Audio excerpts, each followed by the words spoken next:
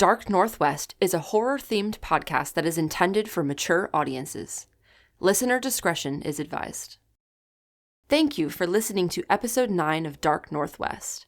If you'd like to see our show grow and continue, please consider leaving a review, engaging with us on social media, or telling a friend about the podcast.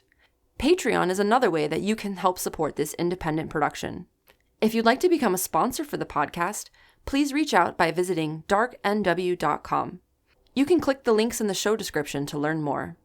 We will return in January with Tales of the Dark Northwest, a monthly anthology series that will continue to explore Pacific Northwest paranormal phenomenons. Season 2 will return in fall 2026. Now, without further ado, let's start the show.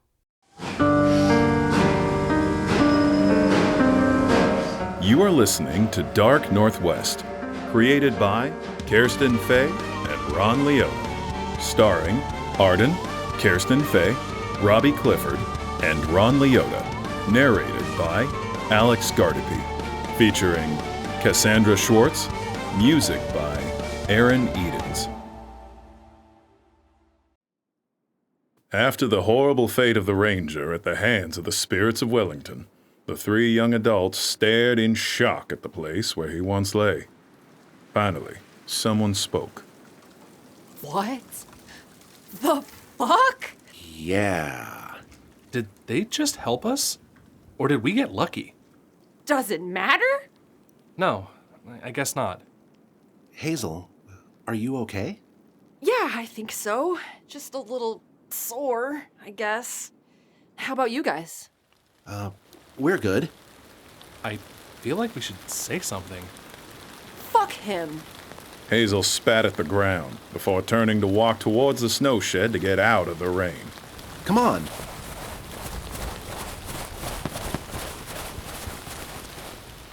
It's drier here. It would be even drier inside the tunnel. Are you sure you want to continue? I mean, with the Ranger and the ghosts and the fact that it's starting to get dark? Stop asking that. We have to go back inside. We're so close. I can tell. I can't believe I'm saying this, but yes, let's go back inside. We might as well finish what we started, and I don't want to be waiting out there alone anymore, especially not next to that dead guy. Was it you who uncovered him? Yeah, that was a nasty surprise. How did you know to look there? I didn't. I kind of fell into him. You fell into an open grave?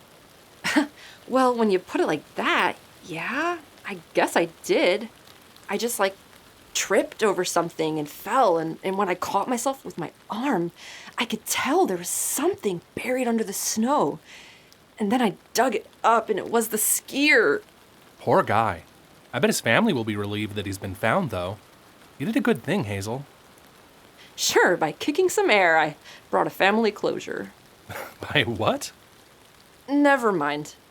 So, the Ranger must have put him there, right? I guess so. But why? The ghost didn't carry off the skier's body like they took the Ranger's, so I guess they weren't mad at him. Maybe Hubert murdered him. Of course he murdered him. Hello? He was explaining it to me while he was about to finish me off, too. If you guys hadn't showed up right on time. Right. My bad. What was that like? What, being taken captive? I'd give it 0 stars.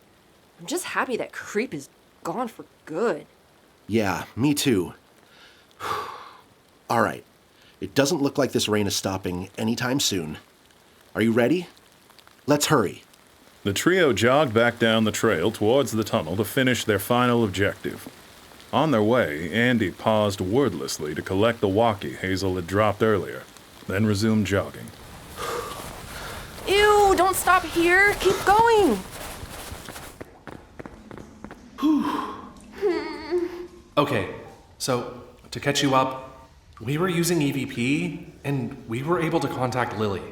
What? Really? Lily's here? Yes. Let me talk to her. Give me the recorder. Not so fast. Hang on. She said we need to free them, and didn't seem to be able to say anything more. I I think she might still be in danger or something.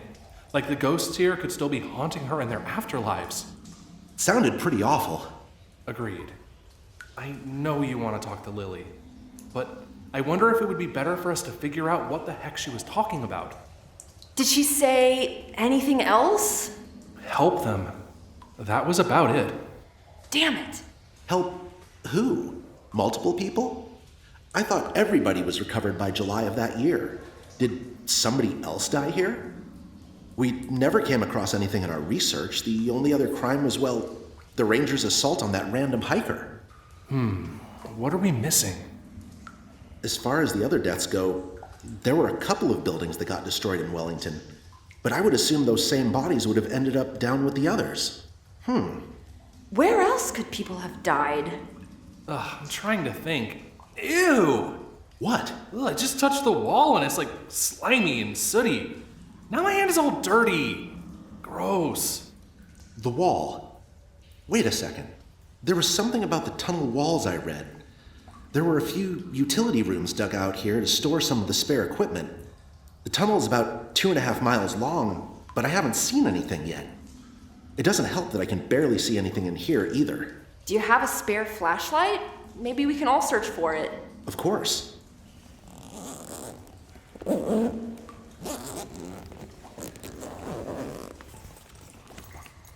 Here you go.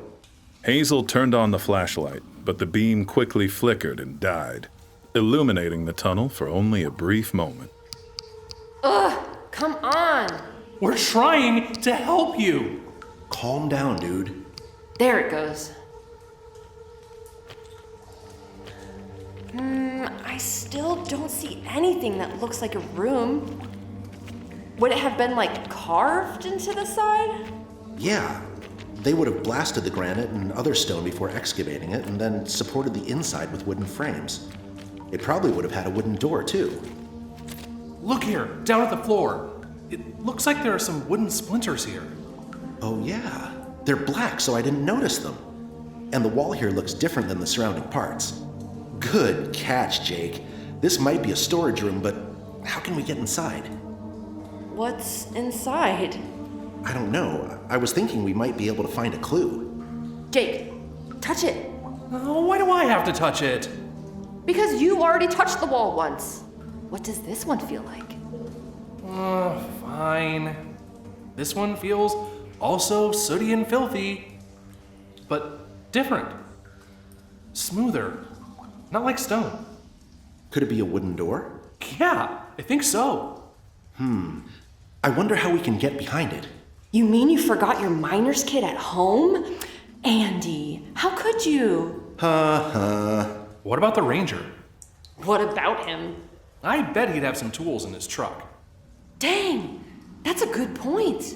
No, we can't do that. Have we learned nothing about disrespecting the dead lately? Oh, come on. The ghosts here clearly wanted him dead, right? So we wouldn't be angering them. Plus, my taxpayer dollars helped pay for those tools, so I think we should have at it. Fine. Okay, but I don't want any part of that. I'm fine using the tools, but I'll leave the criminal behavior to you.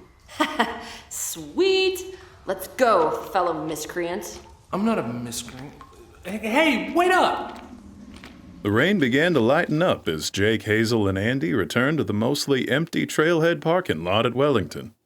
Andy lagged behind and stood innocently by the trailhead bulletin, reading the posted signage, while Hazel and Jake peered into the ranger's service truck, where they spotted a steel toolbox in the bed just behind the cab. Bingo. Jake, open it.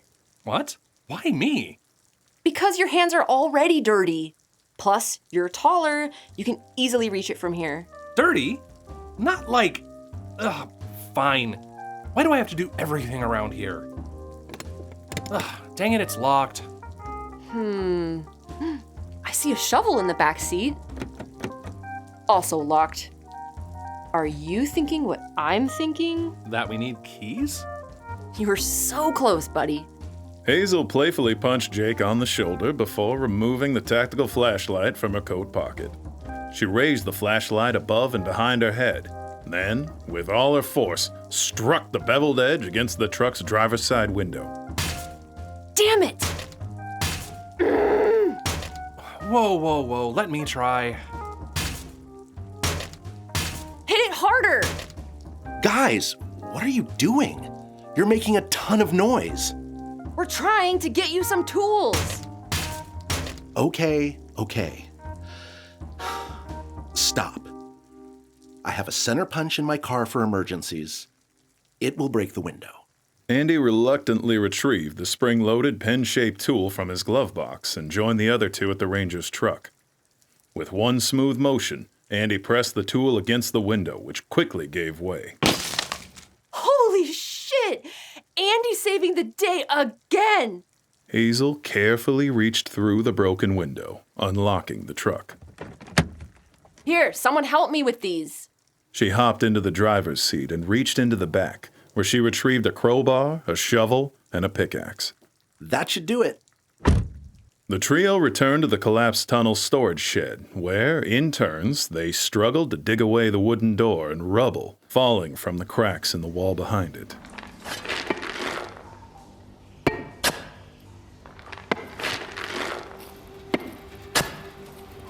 Oh shit!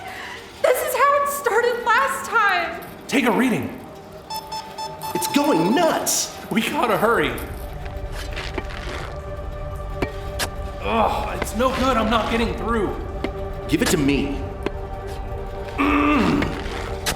Lily, tell us what to do.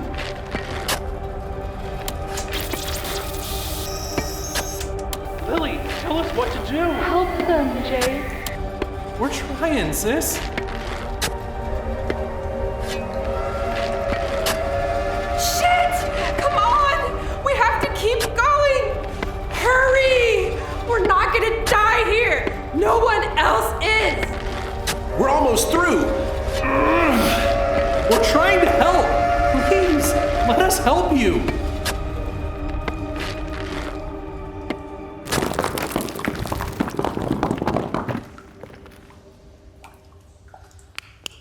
Oh my god! Skeletons. These people must have run for cover when the avalanche started. They've been trapped here the whole time. This is horrible.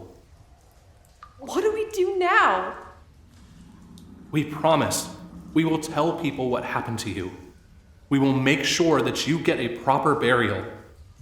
I'm sorry how everything unfolded, and I understand that you're angry, but you need to rest now. Eternal rest grant unto them, O Lord, and let perpetual light shine upon them. Amen. We'll make it right. Lily! A flickering apparition of Lily appeared, with tears running down her face. There was an expression of relief underneath the pain, as Lily's mouth moved, but no sound escaped. Jake reacted quickly and turned on the EVP device, recording Lily's farewell to the group. Once her mouth stopped moving, she smiled, and her ghostly form began to fade. No, don't go yet. I'm not ready for you to go.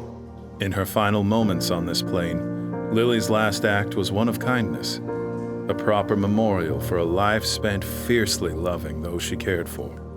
Lily's spirit moved towards Jake, placing her hand on his shoulder. Though he couldn't feel it, it was a comfort he desperately needed. With one last look of peace, Lily's specter vanished into the mysterious realm of the afterlife. Jake, desperate for one last embrace, grasped the air where she had once appeared, but caught nothing more than dust particles between his hands. After a few seconds of stillness, he pressed play. Jake, I'm so proud of you. You finally got to make contact with real spirits. I always knew you would grow up to be a professional ghost hunter. Thank you for everything. I know things weren't supposed to end up this way, but I've made my peace with it, and I hope you and Mom and Dad eventually do too. I love everyone so much. Please know, what happened to me wasn't anyone's fault. Not Jake's, not Hazel's. And it's okay. sometimes terrible things happen, and when there's no one to blame, it can feel scary to live in a world that can be so unpredictable. But I'm glad that we helped these poor people escape from purgatory, or whatever you want to call it. I'm not angry about what it cost. Maybe I'll find a way to help some other souls somewhere. After all, it seems like I have a lot of traveling to do. I'm sorry we won't have any more adventures together, though. Tears streamed down Jake, Hazel, and Andy's faces as they listened to the final playback of Lily's voice.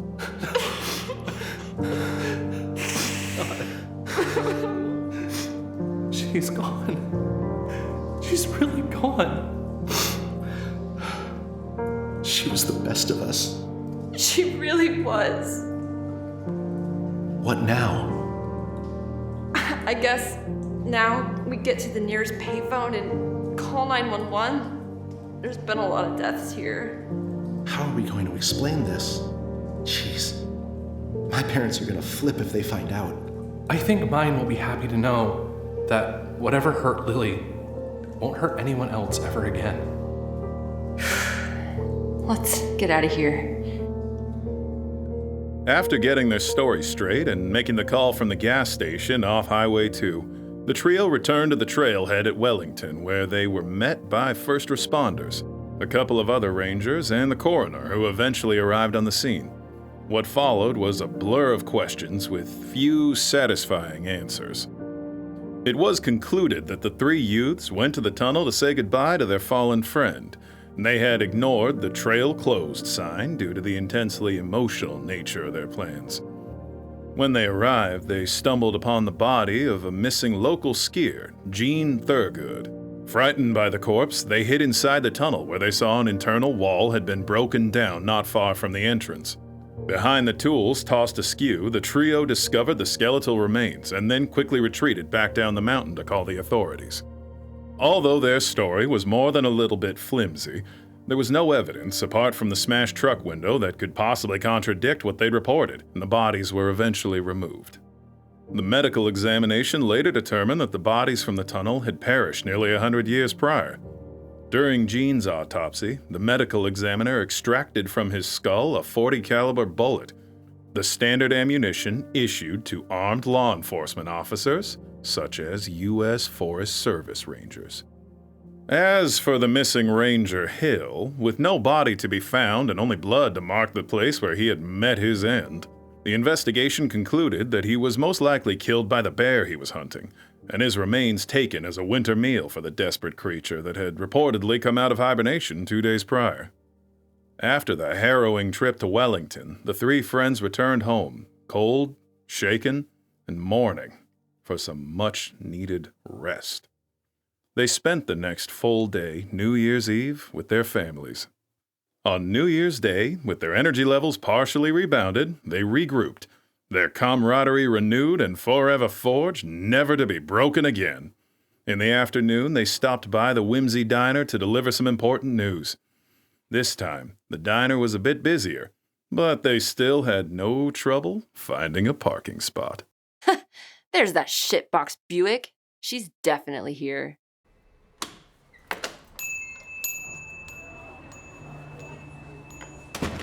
We're busy. Fuck off, Brittany. Hazel, you're back. Hey, Chef. Tara, Yep, good luck. thanks. Hey! Hey! Hey, We have something for you. what is it? The EVP device, tape recorder. I wanted to give it to you personally. Oh my god, you don't need it anymore? We got the closure we needed, and Lily actually managed to help us out. We were able to speak with her because of this device. So, thanks. What? Oh my god, are you serious? Thank you. This means so much to me. Oh, and one more thing. Lily left a message for you. I can't stay for much longer, but I have a favor to ask you. before I go, could you please share a message for me? Tell Tara she was the love of my life, and that I want so much for her to find a way to be happy again. I want that for all of you. Oh, no, I'm sorry.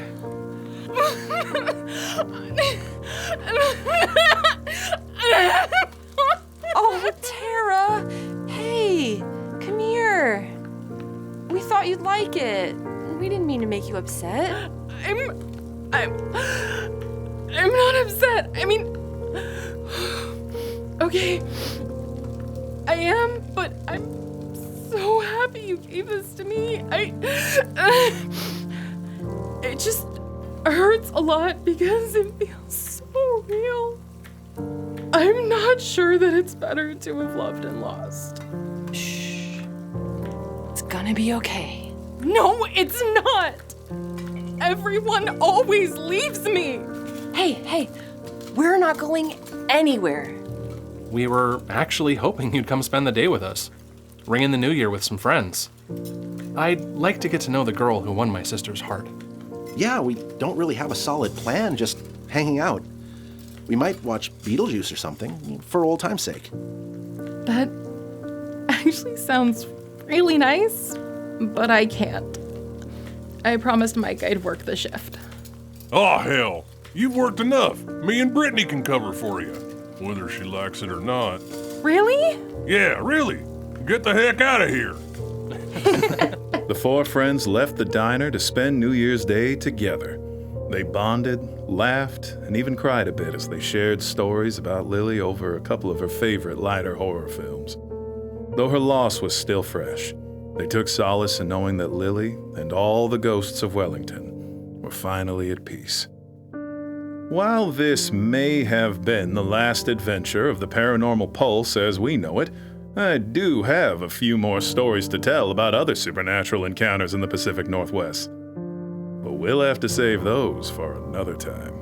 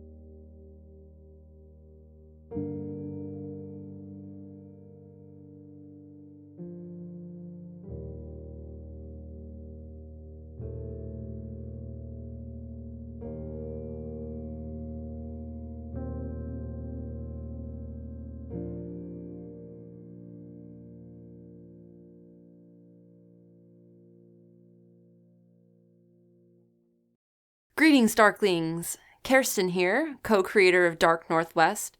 Thank you so much for joining us for the finale of Season 1 of Dark Northwest. We want to give a big shout out to our Acolytes of the Dark on Patreon who helped make this season possible. Greg, Carissa, JP, and Shanzan. An extra special thank you goes to our Heroes of the Dark, Rainbow, who wants to welcome any friends of DeSoto that came to listen from our Jumbotron on the Greatest Trek podcast, Zachary Smith, who paid me to say that he's my personal favorite, Dr. Steve, who is somehow not the tallest fan of Dark Northwest, and Ron's old adventuring buddy, Mr. Bond. If you'd like to support this independent production and get access to bonus content, visit patreon.com/darknwpodcast. For more information, including sound effect attributions, check out darknw.com. Join us in January when we return with Tales of the Dark Northwest.